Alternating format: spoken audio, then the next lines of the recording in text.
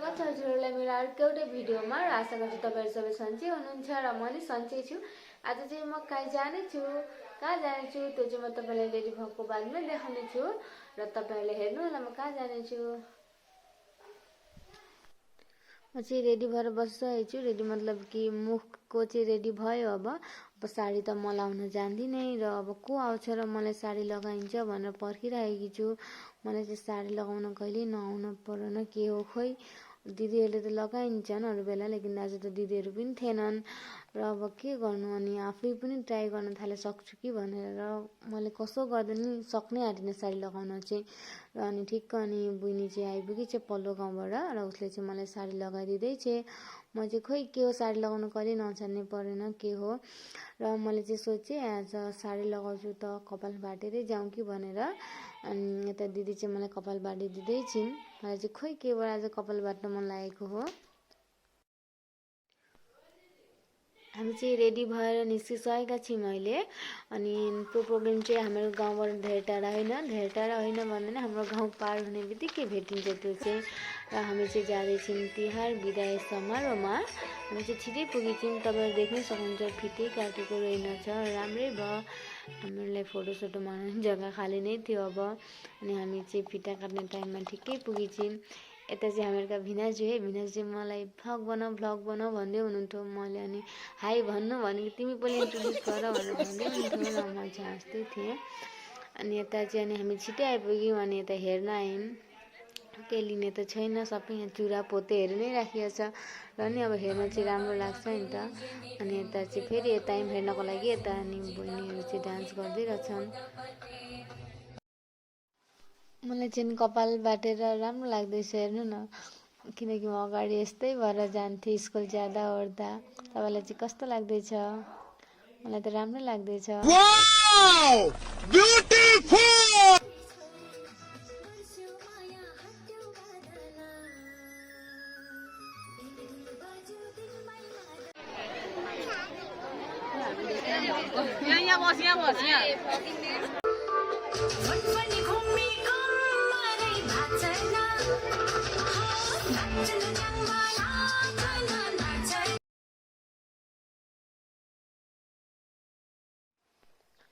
ये दुईटी चाहिँ मेरा साथी हुन्। हामी चाहिँ एलपी स्कुलबाटै सँगै पढेर आएका हौँ। जान दे देंगे इसके लिए, क्या बात कर रहे हो आप? मंच को उद्योग त्योहार विदाई समारोह बहुत ही अच्छा लग रहा है मनीषा के साथ।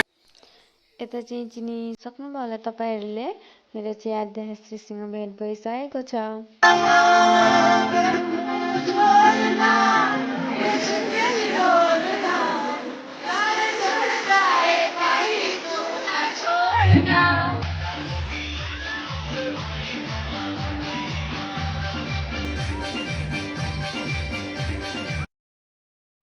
अहिले चाहिँ हामी यता बाहिरतिर पान खान आएका थियौँ।